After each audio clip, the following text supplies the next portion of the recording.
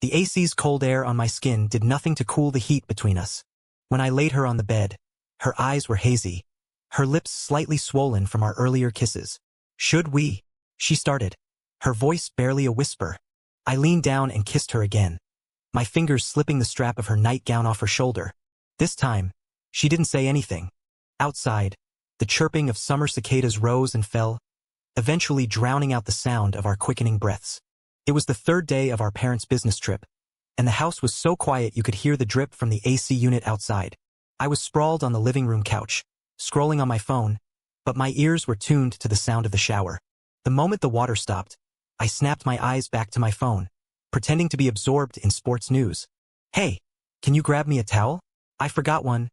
Lily's voice, muffled by the bathroom door and steamy, called out. My hand jerked, and the phone almost hit me in the face. "Get it yourself," I said, trying to sound gruff, but my throat felt weirdly tight. "How am I supposed to do that with no clothes on?" she yelled back, annoyed. "It's on my bed in the guest room, the pink one." I reluctantly got up and walked into the guest room she was staying in. Sure enough, a light pink towel was spread on the bed. Next to it was her folded nightgown. A light blue slip, the fabric so thin it was practically see-through.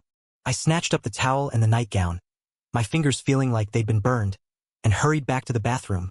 I knocked on the frosted glass door and passed the towel in.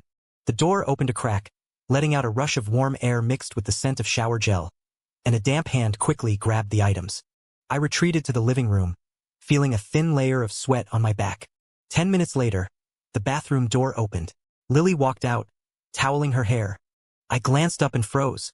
That nightgown was even shorter than I'd imagined, barely covering the tops of her thighs. The neckline so low I could see the faint curve of her breasts. She was barefoot, her toenails painted a pale pink, like 10 tiny seashells. "What are you staring at?" She noticed my gaze, immediately clutching the towel to her chest, her cheeks flushing. I realized I'd been staring too long and awkwardly looked away. "Who told you to wear so little?" "It's boiling, okay?" She shook her damp hair, splattering a few drops of water on my face. "Is your AC broken? It's not cooling down at all." It was true. Today was unusually muggy. I got up to turn the AC down, and when I turned back, she was curled up on the other end of the couch, legs crossed, flipping channels with the remote. One strap of her nightgown had slipped off, revealing a pale shoulder. My mouth suddenly felt dry. "Could you put something more on?" I heard myself say. Lily turned her head, her eyes wide. "Are you nuts? I'm at home." "Okay, you're home, but I'll wear what I want." "It's just not really appropriate." I racked my brain for the right word. "Ha!" she scoffed. "We grew up together, what haven't you seen? I spent a whole day with you at the pool in my swimsuit back in 5th grade summer break." That was different, I wanted to say. Back then, she was just a pigtail-wearing, scrawny kid. Now she was a college girl with curves. But the words got stuck in my throat, coming out as a mumbled grunt. She rolled her eyes at me and went back to channel surfing. The sound of laughter from some reality show filled the quiet living room. I forced myself to stare at the TV, but my peripheral vision kept drifting her way. She smelled like the same shower gel I used, my mom's lemon-scented one, but somehow it smelled completely different on her. "If you keep staring at me, I'll poke your eyes out," she said suddenly, a warning tone in her voice. I realized I'd zoned out again. "Who's looking at you?" "So conceited," I retorted, but my ears felt hot. She huffed and hugged a throw pillow to her chest, a move that made the neckline of her nightgown even more prominent. I shot up. "I'm gonna get a drink. Want one? Coke and make it cold," she said without looking up. In the kitchen, I opened the fridge and let the cold air hit my face. My heart was pounding a little too fast. I took a few deep breaths to calm down. Holding 2 Cokes, I returned to the living room to find she'd changed positions, now lying on her side on the couch, the hem of her nightgown hiked up to mid-thigh. "Your Coke." I placed the can on the coffee table, deliberately keeping some distance. "Thanks." She reached for it, the movement causing her neckline to gape. I quickly turned away, feigning deep interest in a painting on the wall. "What's up with you tonight?" She sat up, popping the tab on her can. "You're usually such a chatterbox." I chugged a large gulp of icy Coke, the bubbles stinging my throat. "Nothing, just a little tired." "Oh," she paused. "Actually, I'm a little unused to it too. Even though we've known each other for so many years, this is the first time we've lived alone together like this." I nodded, suddenly realizing we'd never had this kind of awkwardness between us. Growing up, we'd gone to school together, done homework together, even had sleepovers, crashing on her living room floor watching horror movies. But there were always other people around. Parents, classmates, neighborhood kids. Now, it was just the two of us in this house. "When are your parents coming back?" she asked, unconsciously twirling a strand of hair. "Day after tomorrow, I think. Not sure. They said something about going to Chicago to meet a client." I stared at the condensation on my Coke can. "What about yours?" "Same." She sighed. "Convenient for the four of them to travel together. Said they were worried about me staying alone. So they dumped me at your place." We fell silent. The exaggerated laughter from the TV host sounded particularly grating. I snuck a glance at her and found her staring out the window, lost in thought. Moonlight filtered through the sheer curtains, casting tiny shadows from her eyelashes onto her cheeks. I suddenly remembered when she used to cry as a kid. Her eyelashes would stick together, all wet, just like that. "Remember that time in 4th grade?" I blurted out. "When Mark Stevens was bullying you, and I got into a fight with him?" She turned her head, a small smile playing on her lips. "I remember. Your nose was bleeding, and you still insisted you were fine. That jerk pulled your pigtails." I shrugged. "He deserved it. You were so brave back then," she said softly, her eyes softening. "How come you can't even look at me now?" I froze. She noticed. "What are you talking about?" "You've been avoiding my eyes ever since I came out of the bathroom." She put down her Coke and scooted closer to me. "Does this nightgown really look that weird on me?" "No." My throat tightened. "It's just, I'm not used to it." "Not used to what?" She moved even closer. I could smell the fragrance of her hair. "Not used to me being grown up?" That question was like a needle, pricking the delicate atmosphere in the room. I looked up, directly at her, and saw a challenge in her eyes, along with some emotion I couldn't quite decipher. The neckline of her nightgown rose and fell gently with her breath. I suddenly felt dizzy. "You're doing this on purpose?" My voice was hoarse. "Doing what on purpose?"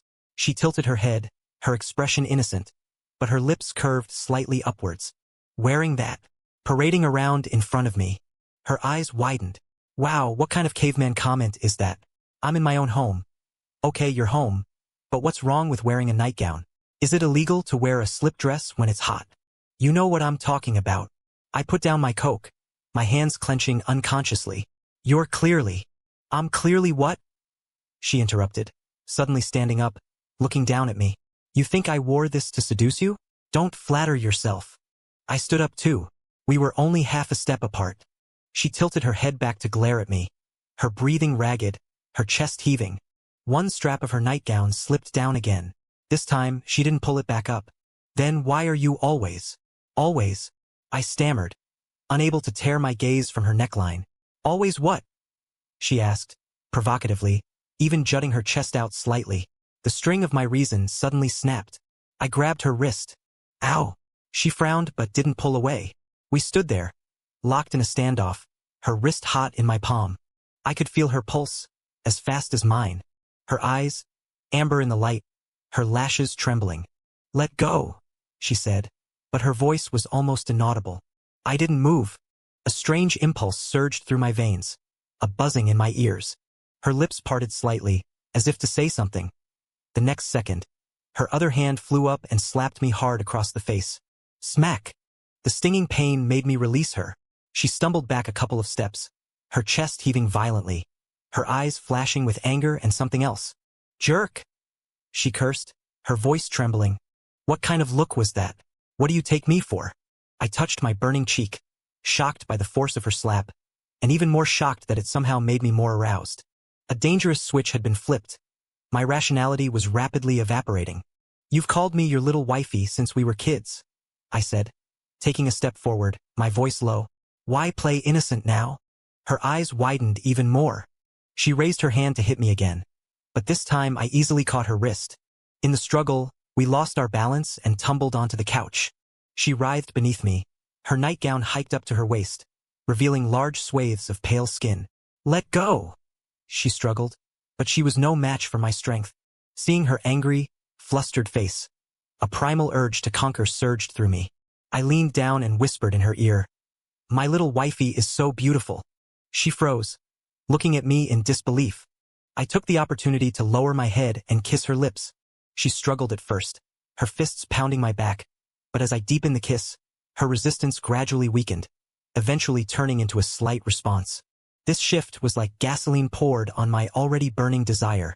One hand cupped the back of her head, the other caressed her bare thigh. She shivered slightly but didn't push me away. Wait, she managed between kisses, but when I kissed her neck, her protest turned into a gasp. I picked her up. She was lighter than I expected, and headed towards my bedroom. She buried her face in my neck, her breath hot, her fingers clutching my t-shirt tightly. The AC's cold air on my skin did nothing to cool the heat between us. When I laid her on the bed, her eyes were hazy, her lips slightly swollen from our earlier kisses. Should we? She started, her voice barely a whisper. I leaned down and kissed her again, my fingers slipping the strap of her nightgown off her shoulder. This time, she didn't say anything. Outside, the chirping of summer cicadas rose and fell, eventually drowning out the sound of our quickening breaths. When morning light stabbed through a gap in the curtains, I jolted awake. My arm was numb. Lily had been pillowed on it all night. She was curled up with her back to me, the straps of her nightgown hanging loosely around her elbows, revealing a large expanse of pale skin on her back. I carefully pulled my arm free. She hummed softly but didn't wake. Memories of last night flooded back, and my ears instantly burned. Did we really do it? Me and Lily? The little kid who used to trail after me, begging for candy? A small, dark red stain on the bedsheet caught my eye. My breath hitched. Was it her first time? The realization twisted my stomach into a knot. Last night was a blur. I quietly slipped out of bed, picking up the clothes scattered on the floor. Suddenly, I heard the rustle of fabric behind me. What time is it? Lily's voice was husky with sleep. I froze, not daring to turn around. 7:30. Silence, thick as cotton, filled the room. I could feel her gaze on my bare back, my skin prickling as if a small flame had licked it. Do you want to shower first? I asked dryly, still facing away. You go ahead. Her voice was barely audible. I grabbed a change of clothes and escaped into the bathroom. As the hot water cascaded down, I scrubbed my face hard, trying to sort out my thoughts. The mirror quickly fogged over, much like my muddled brain. We hadn't had anything to drink last night. It happened while we were completely sober. What was this? An accident? A moment of weakness? When I came out, toweling my hair, she was gone from the bed. The guest room door was closed, and I could hear the hum of a hairdryer from inside. I let out a long breath, yet felt strangely disappointed. In the kitchen, I mechanically fried eggs, my ears pricked for any sound behind me. Smells good. Her voice suddenly came from behind me. My hand jerked, and I nearly flipped the egg onto the stove. Turning, I saw her dressed in a t-shirt and jean shorts, her hair pulled into a high ponytail. She looked like her usual self, if you ignored the noticeable red mark on her neck. Eggs? Almost ready. I turned back to the pan, feeling her gaze burning into my back. Thanks. She stood on the other side of the counter, her fingers tapping unconsciously on the marble countertop. Last night, the spatula clattered onto the stove. I'm sorry. We both blurted out at the same time, then clamped our mouths shut. She was the first to speak again. We're both adults. Let's just call it an accident. Her voice got smaller and smaller, the end almost disappearing into the hum of the refrigerator. I turned off the heat, slid the eggs onto a plate, and didn't dare look at her. Yeah, an accident. Breakfast passed in an eerie silence. She took small bites of toast, her eyes fixed on her plate, her lashes casting shadows on her cheeks. I noticed she was wearing the same pale pink nail polish as last night. The discovery sent my mind flashing back to how those slender fingers had clawed at my back. Do you have any plans today? She asked suddenly, interrupting my thoughts. Huh? Oh, nothing much. Probably just play some video games. I gulped down a large mouthful of orange juice. You? I was supposed to go shopping with my best friend. She paused, then quickly added, but I can cancel. The implication in her words made my heart skip a beat. No, you go ahead, I said reflexively, then immediately regretted it. Her expression dimmed for a moment, then quickly returned to neutral. Okay. As we cleared the dishes, our hands accidentally brushed by the sink. We both recoiled as if shocked. This reaction, more than last night's intimacy, made my chest ache. We'd done the most intimate thing possible, and now even a simple touch was this awkward? While she went to her room to change, I collapsed on the couch, staring blankly at the ceiling. My phone buzzed. It was a text from my buddy. "Wanna squat up? New season dropped." Just as I was about to reply, Lily's door opened. She was wearing a light blue sundress, a small white bag slung over her shoulder, standing in the hallway, hesitating. "Leaving?" I put down my phone. "Yeah." She bit her lower lip. "Do you want to come shopping with you and your friend? You guys need someone to carry your bags." I couldn't help but smile. I'd be bored to death. "No." Her fingers twisted the strap of her bag. "We could hang out, just the two of us." My heart suddenly hammered. Was this an invitation for a date? "Didn't you have plans with your friend?" "I lied," she confessed, her cheeks flushing a faint pink. "I didn't have plans with anyone." We looked at each other across the living room, an invisible current crackling in the air. I stood up, suddenly done with pretending. "Where to?" Her eyes lit up, like stars suddenly ignited. "The amusement park? Haven't been in ages. You used to cry your eyes out every time, making me hold your hand on the carousel," I teased, walking towards her. "Not this time," she said, tilting her chin up, but the tips of her ears were already bright red. In the entryway, as she bent down to tie her shoelaces, the neckline of her dress dipped slightly. My gaze uncontrollably fell on that expanse of white skin, the faint marks from last night barely visible. When she straightened up, she caught my look, and her face turned red all the way to her neck. "What are you looking at?" she huffed, but made no move to cover herself. "Nothing," I grinned, then bravely reached out and wrapped an arm around her waist. "Just thinking my little wifey looks really pretty." The long-forgotten nickname made her eyes widen, then slowly curve into crescents. "Who's your little wifey?" Shameless. But she didn't push my hand away. The amusement park was packed, kids screaming and running around on summer break. Lily bought a pair of bunny ears and insisted I wear them. My protests were futile, so I let her fuss. She stood in front of me, adjusting the ears, so close I could smell the faint peach scent on her. "There." She stepped back to admire her handiwork, her eyes crinkling into a smile. "Super cute." "Cute? My ass?" I feigned annoyance, but couldn't help smiling along. The sun shone on her face, her eyelashes casting fan-shaped shadows. I suddenly had the urge to kiss her. "What do you want to ride?" I looked away, trying to calm my racing heart. "The roller coaster." She pointed to the towering tracks in the distance. "You sure?" I looked at her, surprised. "You used to be too scared to even go on the pirate ship." "People change," she said meaningfully, then suddenly grabbed my hand. "Come on. I'll protect you." Her palm was soft and slightly damp, pressed tightly against mine. This simple touch made my heart race more than any of last night's intimacies. We walked through the crowd like any other couple, fingers intertwined, no one knowing what had happened between us, or how many years we'd known each other. While waiting in line, she leaned against me, playing on her phone, her hair tickling my chin. "Am I heavy?" She looked up and asked. "Heavy as a sack of bricks. You need to lose weight," I said teasingly, but my arm held her tighter. She pinched my side in retaliation, then suddenly turned serious. "Actually, I have something to tell you."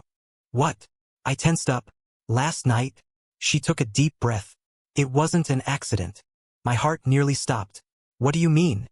"I mean," her voice got quieter, "I've had feelings for you for a while now. You know." The roar of the roller coaster rushing past drowned out the rest of her words, but it was enough. I looked down at her flushed earlobes and suddenly felt like the whole world had brightened. "Me too," I said softly, not sure if she heard me. On the roller coaster, she screamed and clutched my hand. Afterwards, her legs were so wobbly she could barely stand, practically hanging on to me. "Showing off, were you?" I chuckled, holding her waist. "Who was showing off?" she protested, breathless. It was just too intense." "It certainly was intense," I said, looking at her pointedly. She immediately understood what I meant and playfully punched my chest. In the evening, we waited in a long line for the Ferris wheel. As our car slowly rose to the highest point, the entire city's lights spread out below us. She pressed her face to the glass window, awestruck, her profile illuminated by the colorful lights. "It's beautiful," she whispered. "Yeah, beautiful," I said, looking at her. She turned, her eyes sparkling. "Do you know the legend of the Ferris wheel?" "What legend?" "Couples who kiss at the very top will stay together forever." She quickly looked away after saying it, but I'd already seen her blushing cheeks. I reached out, turned her face back towards me, and, meeting her surprised gaze, gently kissed her lips. This kiss was softer than any from last night, yet it made my heart pound like a drum. We only pulled apart as the car began its descent. She looked down, playing with my fingers, her voice a mere whisper. So, what are we now? What do you think? Little wifey, I said, tweaking her nose. Who wants to be your little wifey? She mumbled, but she was smiling like a cat that got the cream. On the subway ride home, she fell asleep on my shoulder. I gently brushed her bangs from her forehead, remembering how she used to do the same as a kid, falling asleep against me when she was tired. Only my feelings back then were worlds apart from now. It was completely dark when we got off the train. Passing a convenience store, she suddenly said she wanted ice cream. We stood on the sidewalk, sharing a cone. She licked the melting cream, accidentally getting some on the corner of her mouth. Right here. I pointed to my own mouth to show her. She wiped at it haphazardly, missing the spot. I sighed, leaned in, and wiped the smudge away with my thumb. On impulse, I brought my thumb to my lips and tasted it. Sweet. Her face instantly turned as red as a ripe apple. You pervert. I burst out laughing and, catching her off guard, stole another kiss. There's more where that came from. I'll show you when we get home. Who wants to see? She stomped her foot but took my hand willingly as we walked home. The streetlights stretched our shadows long, the two gradually merging into one. I suddenly remembered it used to be like this when we were kids. She'd always follow behind me, two small shadows, one after the other, and now we were finally walking side by side. When the alarm went off, I found a warm body snuggled in my arms. Lily's back was pressed against my chest. Her hair fanned out on the pillow, smelling faintly of peaches. I gently turned off the alarm, careful not to wake her. Morning light streamed through the gap in the curtains, casting a golden glow on her bare shoulder. My fingertips lightly traced the outline of her shoulder blade, remembering how, after returning from the amusement park, we'd ended up tangled together in this bed until late into the night. What time is it? She mumbled, turning over, her eyes still closed. Just 7. I brushed her bangs from her forehead. Sleep a little longer? She shook her head, then suddenly opened her eyes, as if remembering something important. It's Monday. Don't you have that early class? It was only then I remembered we were still students. Summer internships had just wrapped up, and the new semester was still 2 weeks away. But I did have a pre-semester lecture for an elective I'd signed up for. Almost forgot. I kissed the tip of her nose. You sleep in. I'll go to class. I'll go with you. She sat up, the blanket slipping to her waist, revealing she was only wearing my t-shirt. I don't have anything on today anyway. I can read in the library. I forced myself to look away, or I'd be late for sure. Suit yourself. In the bathroom, we squeezed in front of the sink, brushing our teeth, the mirror reflecting 2 pairs of dark-circled eyes. She spat out her toothpaste and suddenly said, "Don't we kind of look like newlyweds?" I nearly choked on my water. What are you thinking? I ruffled her hair. Hurry up and get dressed. But her words sent a warm feeling through me. It was true. These past few days of living together had a strangely cozy feel, as if we'd been doing this for years. Breakfast was a rushed affair of toast and milk. As we were about to leave, she suddenly grabbed my arm. Wait, your neck. She pointed to her own neck to indicate. I glanced in the hallway mirror. A clear red mark just above my collarbone. Nice work. I glared at her helplessly. She stuck out her tongue, then rummaged around and found a light-colored scarf. Want to cover it with this? A guy wearing a scarf? Seriously, stop messing around. I sighed, pulled out a turtleneck t-shirt, and changed into it. Good thing the classroom AC is usually blasting. The subway was packed. I shielded her in a corner, her back pressed firmly against my chest. Every time the train braked, she'd pretend to lose her balance and lean back, the top of her head brushing against my chin. Stop it, I warned in a low voice, but my hand instinctively wrapped around her waist. She turned and gave me a mischievous smile, whispering in a voice only we could hear, "If the professor or anyone asks about your neck, just say a cat scratched you." A wildcat, I added, earning an elbow to my ribs. The campus was lush and green, relatively empty during the summer break. We parted ways in front of the academic building. She stood on her tiptoes and whispered in my ear, "Pay attention in class. I'll come pick you up after." Do you think I'm in elementary school? I didn't know whether to laugh or cry. Yeah, my elementary schooler. She gave me a quick peck on the cheek and skipped off towards the library. I touched the spot she'd kissed, shaking my head with a smile. This little rascal. When did she become so clingy? The lecture was painfully dull. I sat in the back, half-heartedly taking notes, my mind filled with images of her in my t-shirt that morning. My phone buzzed in my pocket. It was a message from her. Library AC is freezing. Miss you. A smile crept onto my lips. I replied, focus on your book. I'm quizzing you tonight. What kind of quiz?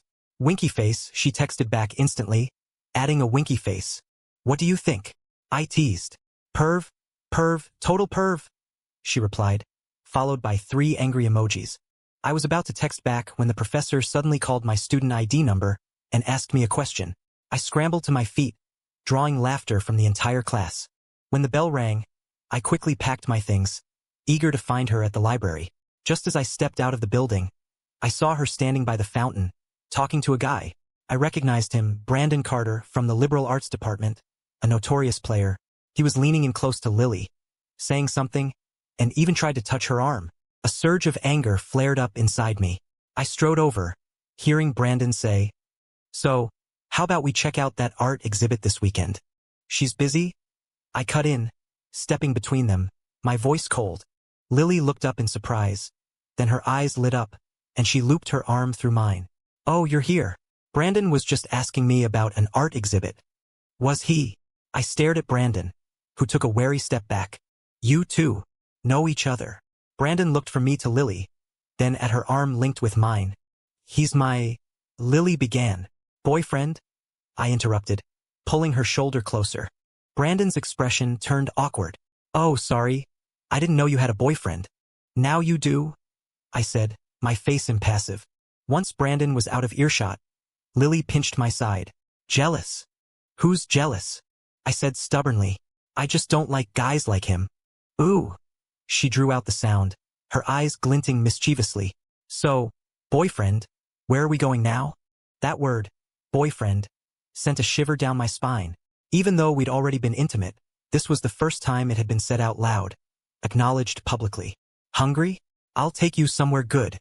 Okay, she chirped happily, her fingers sliding into mine, intertwining. We chose a quiet Japanese restaurant off campus. Sitting on a tatami mat in a corner booth, she excitedly flipped through the menu, her leg brushing against mine under the table. So, I cleared my throat. Are we officially dating now? She looked up, blinking. What else would we be? You already slept with me. Shoo. I glanced around nervously. Keep your voice down. She giggled, leaned closer, and whispered. What's there to be shy about, boyfriend? The end of the word lilted upwards, a teasing, seductive lilt. My ears burned. I quickly changed the subject. Want some salmon? Yes. Her eyes sparkled. And chawanmushi, and tempura. Watching her happy face, I felt a strong surge of protectiveness. This little rascal, when had she quietly stolen my heart? After lunch, we browsed a bookstore near campus. She lingered in the literature section, while I picked up a random book to pass the time. Occasionally, I'd look up and see her biting her lip, engrossed in choosing a book, sunlight filtering through the window and bathing her in a glow, as beautiful as a painting. Find any treasures? I asked, walking over to her. She held up a hardcover book, Kawabata's Snow Country, a special illustrated edition. But it's so expensive. I took the book and went straight to the cashier.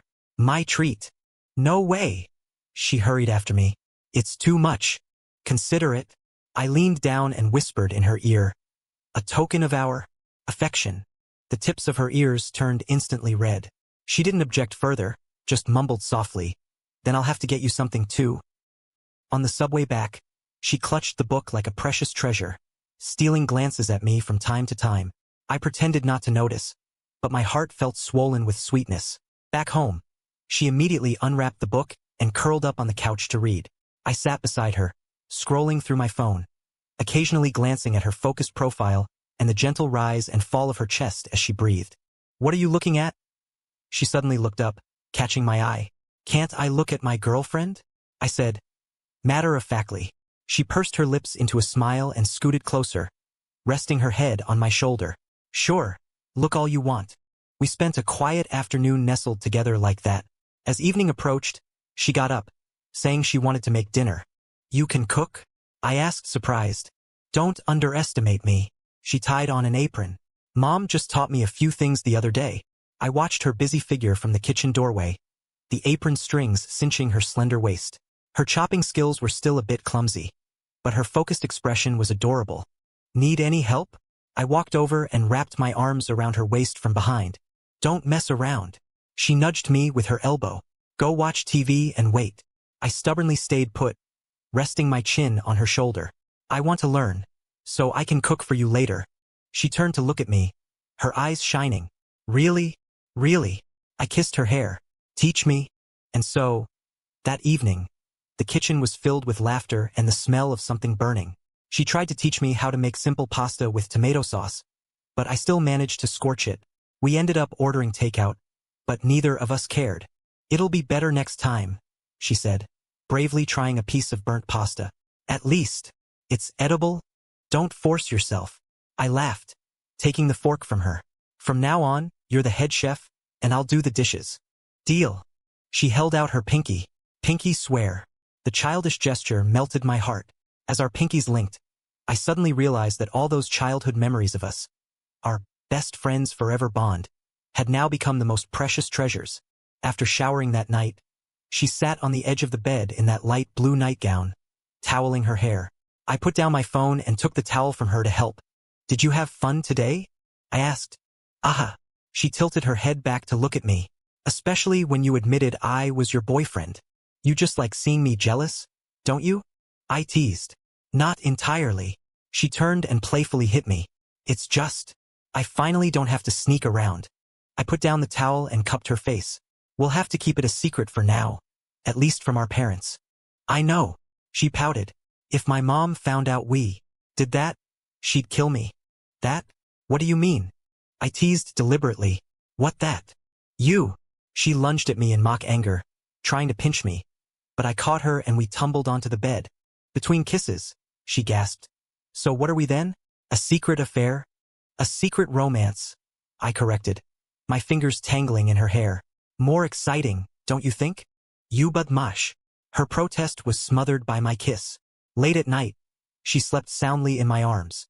I gently brushed her bangs from her forehead, thinking about all the moments from our day on campus. The little tag-along from my childhood was now the person closest to my heart. Life was strange. My phone suddenly buzzed. It was a message from my mom. "We'll all be back the day after tomorrow. Are you and Lily doing okay?" I looked at the girl sleeping peacefully in my arms and replied, "Yeah, we're both good." Putting down my phone, I couldn't help but smile. If her parents knew their good girl was currently asleep in my bed, I wondered what they'd do. The secret, it seemed, would have to be kept for a while longer. Lily's toes were gently brushing against my calf under the coffee table. I pretended to be engrossed in the soccer game on TV, but my hand snaked down and quietly captured her mischievous ankle. Her skin was as smooth as silk, my thumb unconsciously stroking her ankle bone. "Ow," she suddenly whispered, but her eyes glinted mischievously. I immediately let go. "Did I really hurt you?" "I hadn't even squeezed." She giggled and pulled her foot back onto the couch. "Kidding. You little rascal." I reached out to tickle her, and she shrieked, dodging, collapsing into my arms. The scent of her shampoo filled my senses, and I couldn't resist leaning down to kiss the top of her head. Just as I was about to make another move, there was a sound at the door. We sprang apart like we'd been zapped. "Who is it?" Lily asked, smoothing her messy hair. I glanced at the wall clock. 9:30 p.m. "No idea. I'll check." Peeking through the peephole, my blood ran cold. My dad was standing outside, knocking, while my mom fumbled in her purse, probably for her keys. Holy crap. I whirled around, rushing towards the couch, my voice a strained whisper. "It's my parents. They're back early." Lily's face turned white. She shot up from the couch. "My clothes." Her nightgown and underwear from the previous night were still scattered on my bed. I bolted into my bedroom, frantically stuffing her things into the closet, while I heard Lily dash towards the guest room. The sound of the lock turning in the front door coincided with me leaping back onto the couch, grabbing the remote, and pretending to flip channels. "We're home." Mom's voice came from the entryway. "Why didn't you answer the door?" "Watching TV too loud. Didn't hear you." I tried to sound normal, my back already slick with cold sweat. Dad dragged a suitcase in and gave me a strange look. Why's your face so red? Huh? Maybe. It's too hot. I wiped my forehead. I was definitely sweating. Mom looked around. Where's Lily? Asleep. As if on cue, the guest room door opened. Lily walked out, dressed neatly in a t-shirt and jeans, her hair in a ponytail, looking as if she'd just emerged from her own room. Mr. and Mrs. Miller, you're back. Her smile was flawlessly unreal. Good trip? Pretty good. Finished up early, so we came back, Mom said, smiling as she looked us over. You two getting along okay? No fights, right? Of course not, we said in unison, then exchanged an awkward glance. Dad went to the kitchen for water and suddenly asked, why are there so many takeout containers? Didn't you guys cook? We did, but it wasn't very successful. I chuckled nervously, catching Lily's ears turning red out of the corner of my eye. Mom started tidying the living room, picked up a blanket from the couch, and sniffed it. Why does this blanket smell like perfume? My heart skipped a beat. That was Lily's perfume she'd used last night. My mom's actually. Lily immediately interjected. Oh, the day before yesterday. I accidentally spilled some of my perfume on it, and the smell just lingered. I'm so sorry. Mom waved her hand. No worries, it smells nice. The next half hour was torture. Lily and I, like two guilty kids, carefully fielded Mom and Dad's questions, terrified of slipping up. When Mom suggested a late-night snack, I immediately volunteered to make some ramen, desperate for an excuse to leave the living room. In the kitchen, as I fumbled with boiling water, Lily tiptoed in. Need help? She whispered. Are you crazy? I glanced nervously towards the living room. Get out. But instead of leaving, she took a step closer, her fingers lightly hooking my pinky. Missed you. Don't mess around, I warned in a low voice. We'll get caught. Caught doing what? Mom's voice suddenly came from the doorway. We sprang apart as if electrocuted. C caught her sneaking some ham. I quickly grabbed a pack of ham from the fridge and thrust it at Lily, who expertly feigned an embarrassed, caught in the act expression. Mom shook her head and smiled. Such a big deal over nothing. Is the ramen almost ready? Your dad's hungry. Almost. I turned back to stir the noodles, my hand trembling slightly. At the table for our late snack, Lily and I sat on one side, Mom and Dad opposite us. Every time her knee accidentally brushed mine, I'd jerk away as if shocked, terrified of giving something away. Lily, have you been sleeping well these past few days? Is the guest room AC too noisy? Mom asked suddenly. Lily was sipping her soup and nearly choked. Very well. Slept like a log. Too suspicious. I gently kicked her under the table. She quickly added, the bed's a little firm, but it's okay. Is it? Mom looked thoughtful. I'll add an extra mattress pad for you later. After the snack, Mom and Dad went to their bedroom to unpack. Lily and I washed dishes in the kitchen, the running water muffling our whispers. What do we do tonight? She asked, biting her lip. Separate rooms? I said firmly. Absolutely no risks. She pouted. But I'm used to sleeping with you holding me. That sentence almost made me drop the plate I was holding. Shoo, keep it down. What are you two whispering about? Dad suddenly appeared at the kitchen doorway. We both flinched. Nothing. Discussing tomorrow's breakfast. We answered simultaneously again. Dad looked at us suspiciously. You two seem weird. Did you have a fight? No. Our timing was fatally perfect this time. Finally, it was bedtime. I quickly washed up and went to my room. Just as I closed the door, my phone buzzed. It was a message from Lily. Miss you? I stared at those two words for a long time, my chest tightening. Me too. But be good tonight. What happens if I'm not good? She replied instantly. You'll be punished by your boyfriend. I regretted sending it the moment I hit send. Too risky. How will you punish me? Winky face. She added another winky face. I was about to reply when I heard footsteps outside my door. I quickly turned off my phone screen and pretended to be asleep. The doorknob turned softly, and Mom peeked in. Asleep. I feigned being woken up and mumbled a response. Mom walked in and sat on the edge of my bed. My heart pounded like a drum. Son. Mom wants to ask you something. Her voice was very soft. Are you and Lily? Is something going on? I was instantly wide awake but forced myself to stay calm. What do you mean? It's just, the vibe between you two feels different. Mom chose her words carefully. Especially the way you look at her. Mom! I sat up, grateful the darkness hid my burning face.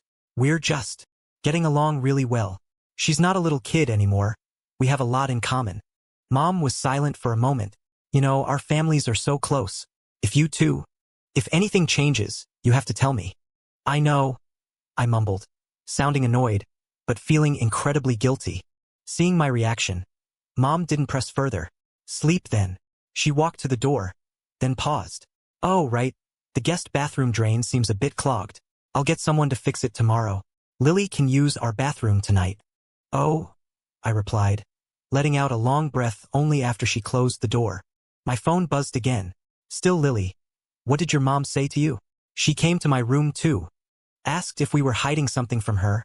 I replied. What did you say? Played dumb.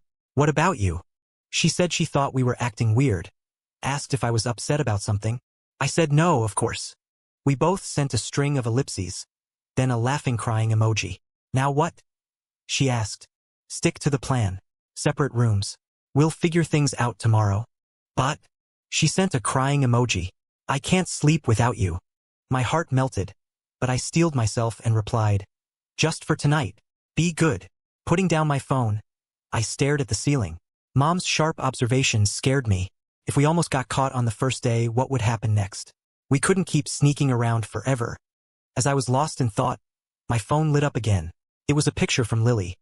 A selfie in her light blue nightgown in front of a bathroom mirror, her hair still damp, her lips slightly pouted. The caption, just showered. Really want your kisses. My breath hitched. This girl was playing with fire. Delete it. What if someone sees? Already deleted. Only sent it to you, she replied. I used your parents' bathroom. Your mom's stuff smells nice. We texted back and forth like that, separated by a wall, late into the night. When she sent, I can hear your bed creak from next door. I really want to come over. I couldn't take it anymore. Count to 100. Then come over quietly. Absolutely no noise. Less than a minute later, my door creaked open. A small figure slipped in and quickly burrowed under my covers. She smelled of jasmine shower gel, her cool feet brushing against my calves. This is too risky, I whispered, but my arm instinctively wrapped around her waist. Just for a little while, she mumbled, burying her face in my chest. I missed you so much. We held each other quietly, listening to each other's breathing. Her hand snuck under my t-shirt, her fingertips tracing circles on my abs. Don't. I caught her restless hand. They'll hear. She looked up at me, her eyes sparkling in the moonlight. A kiss should be okay, right? I leaned down and gently kissed her lips, intending it to be brief, but she deepened the kiss, her tongue lightly flicking against my lower lip. My self-control shattered. I rolled over, pinning her beneath me. You really are. I panted in her ear. A fearless little temptress. She chuckled softly, her fingers tangling in my hair. It's your fault for being so irresistible. Just as we were lost in a passionate kiss, footsteps sounded in the hallway. We froze as if someone had hit pause. The footsteps stopped outside my door. My heart hammered against my ribs. A soft knock. Son, you asleep? It was Dad's voice. Lily's eyes widened in terror. I quickly motioned for her to hide under the covers. Yeah? What's up, Dad? I tried to make my voice sound sleepy. Did I leave my phone charger in here? And no, haven't seen it. I could feel Lily holding her breath under the blankets. Strange. Dad muttered. Well, never mind. I'll look for it tomorrow. Okay. I'm going back to sleep then. I sighed in relief. Only when the footsteps completely faded did Lily emerge from under the covers. Her face flushed red from lack of air. That scared me to death. You need to go back now. I sat up, still shaken. This is too dangerous. She reluctantly got out of bed, looking back at me from the doorway. Tomorrow? We'll figure it out tomorrow. I walked over and gave her a quick kiss. Good night, my little wifey. The long-forgotten nickname made her eyes light up. She gently kissed me back. Good night, my badmash. Watching her sneak back to the guest room, I leaned against my door, letting out a long breath. This kind of clandestine thrill was both heart-pounding and guilt-inducing. We'd have to tell our parents eventually, but not yet. At least, not until we were ready.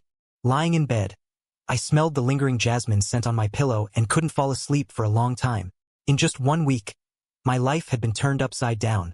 The little girl who used to call me Big Brother, was now my sweetest secret. When the morning sun pierced through the gap in the curtains, I woke with a jolt. There was a warm body in my arms. Lily was curled up in my embrace, sleeping soundly, her eyelashes casting tiny shadows on her face. A moment of sweetness, then panic flooded me. How did we fall asleep? Mom and Dad could find out she's not in the guest room any second. Memories of last night flashed back. 1 a.m. My phone screen lit up. Guest room AC is broken. So hot? Can I sleep on your floor? I'd quietly opened the door to find her standing there, clutching a pillow, wearing that scandalously thin light blue nightgown, the moonlight outlining her delicate curves. Just for tonight? She'd pleaded, holding up one finger, her eyes wide and moist. I'd stepped aside to let her in, and she'd immediately curled up like a kitten by my bed. I gently offered her a blanket, but she'd whimpered, "The floor's uncomfortable." We'd finally reached an absurd pillow barrier agreement, sharing my not-so-large bed, a line of pillows separating us. Of course, sometime in the middle of the night, I'd rolled over and unconsciously pulled her into my arms. "Lily, wake up." I shook her gently, my voice a strained whisper. She frowned, snuggling deeper into my embrace. 5 more minutes. No. I was sweating bullets. It's daylight. You have to get back to your room. That sentence was like a bucket of cold water. She shot up, her eyes wide. What time is it? 6:30. Mom and Dad shouldn't be up yet. I listened tensely for any sounds from outside the door. Quick! She scrambled out of bed, her hair a bird's nest, a fresh red mark visible on her neck from last night. I quickly grabbed her arm and pointed to her neck. Cover that. She frantically adjusted her collar and tiptoed towards the door. The instant her hand touched the doorknob, we heard the main bedroom door open down the hall. We froze, staring at each other in terror. Lily, like a startled deer, darted back to my side. We looked at each other, helpless, until I finally pointed to the closet. She dove in. I'd barely closed the closet door when a knock sounded. "Son, are you up?" Mom's voice. Awake. My voice was tight. I quickly lay back down, feigning grogginess. "Come in." Mom pushed the door open, a pile of freshly laundered clothes in her hands. "Just bringing in your clean clothes." She headed for the closet. My blood ran cold. "Mom, wait." Too late. Mom pulled open the closet door, and she and Lily stared at each other. Time seemed to stop. Lily sat huddled amidst my sweaters, her face pale, looking like a child caught red-handed. The clothes in Mom's hands dropped to the floor with a soft thud. "Lily Evans?" Mom's voice shot up several octaves. You too. "Mrs.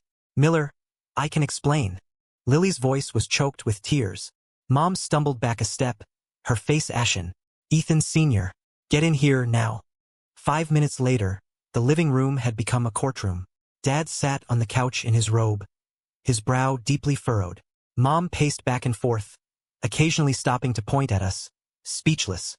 Lily and I stood side by side in front of the coffee table, a good 3 feet apart, neither of us daring to look up. "You too.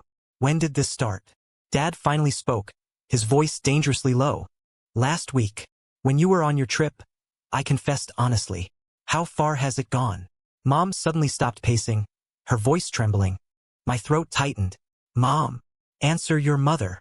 Dad slammed his hand on the table, making the cups rattle. "Speak up now." Dad punctuated each word, his hand hitting the table, his voice laced with a long-suppressed fury. We've slept together." My voice was barely a whisper, almost inaudible by the end. The words were out before I could stop them. I could have phrased it better, but my mind was a complete blank, like someone had hit delete on my entire vocabulary. Mom gasped and sank onto the sofa. "Oh my God. Do Lily's parents know?" Dad asked sharply. We both shook our heads. Tears streamed down Lily's face, splashing onto the floor. "Call Mr. Evans. See if they're back yet," Dad ordered Mom. "When they get back, tell them to come over immediately." As Mom dialed, I mustered my courage. "Dad, it's all my fault. I'm the one who—" "You be quiet." Dad cut me off. "We'll talk when Lily's parents get here." The next hour was the longest of my life.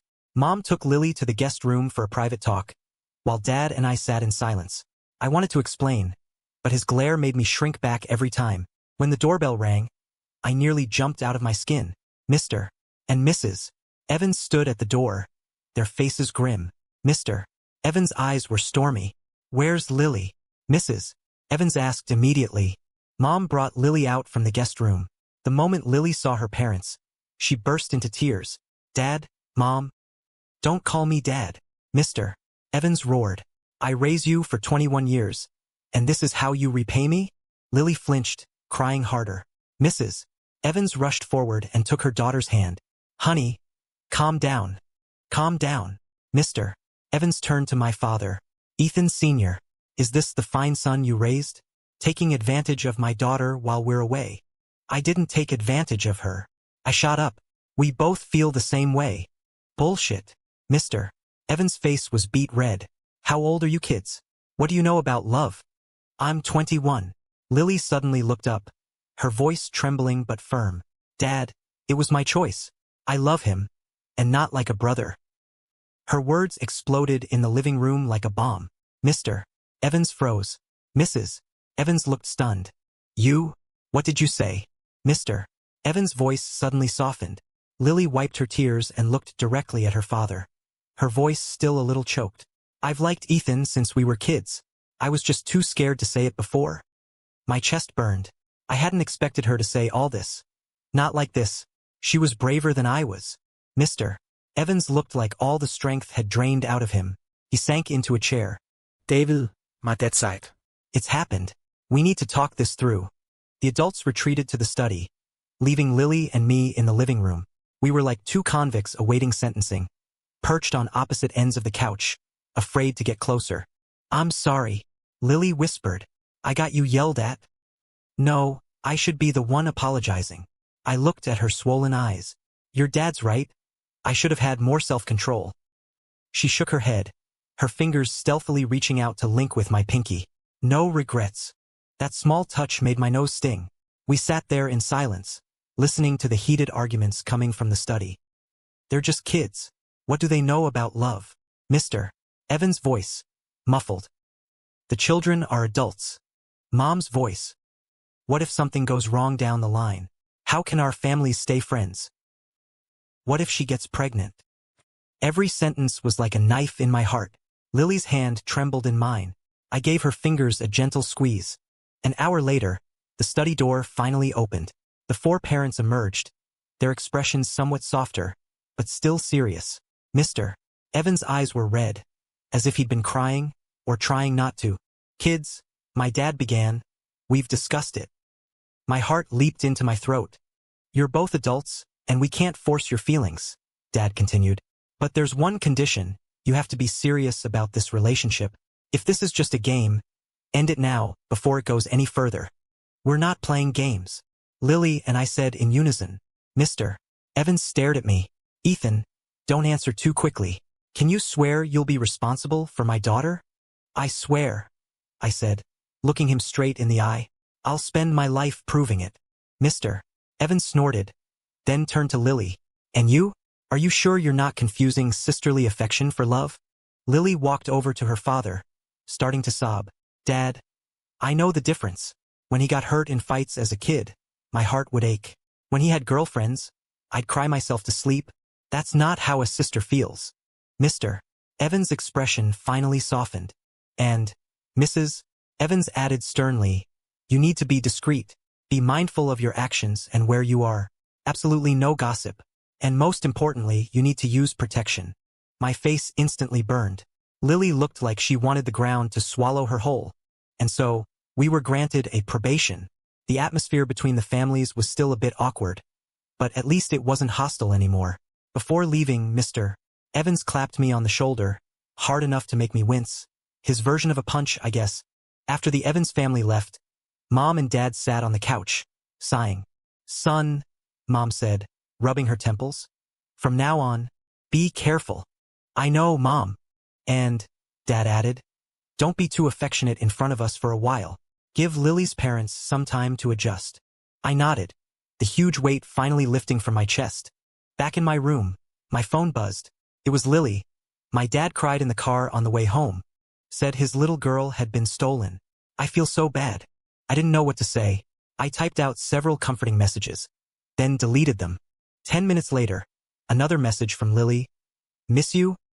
Those 2 words made my chest ache. Even though we'd only been apart for less than 2 hours, I already missed her like crazy. I deleted the long paragraph I'd been composing and quickly replied, "See you tomorrow?" Yep. Usual spot in the library. Putting down my phone, I lay on my bed, smiling like an idiot. This summer, I'd lost a sister, but gained the love of my life. And our story was just beginning.